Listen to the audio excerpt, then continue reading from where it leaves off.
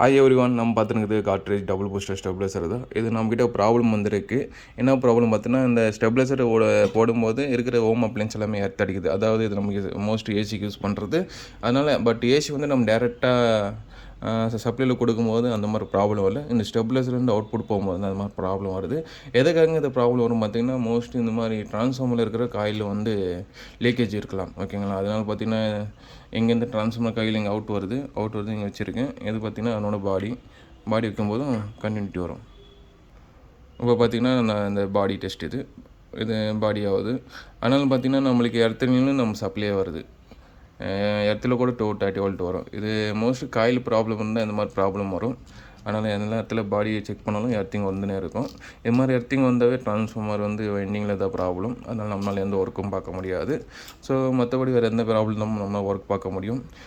எதுக்காகன்னு பார்த்தீங்கன்னா, இது ஒரு யாருக்குன்னா யூஸ்ஃபுல்லாக இருக்கலாம். எதனால் இந்த ப்ராப்ளம் வருதுன்னு அவங்களுக்கு ஒரு சொல்யூஷனாக இருக்கும். பார்த்திங்கன்னா நான் ஆன் பண்ண போகிறேன். இப்போ ஆன் பண்ணியாச்சு. இன்புட்டு பார்த்திங்கன்னா 209 வருது.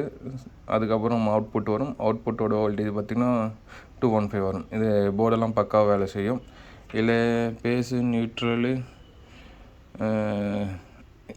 எர்த்து 3 கனெக்ட் பண்ணியிருக்காங்க. இது பார்த்திங்கன்னா பேஸு நியூட்ரலுக்கு கனெக்ட் பண்ணியாச்சு ஆல்ரெடி.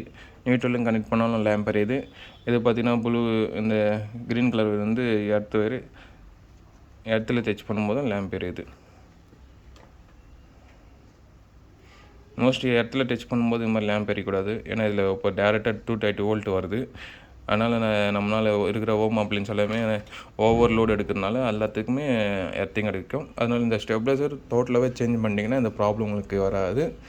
இது தேங்க்யூ ஃப்ரெண்ட்ஸ்.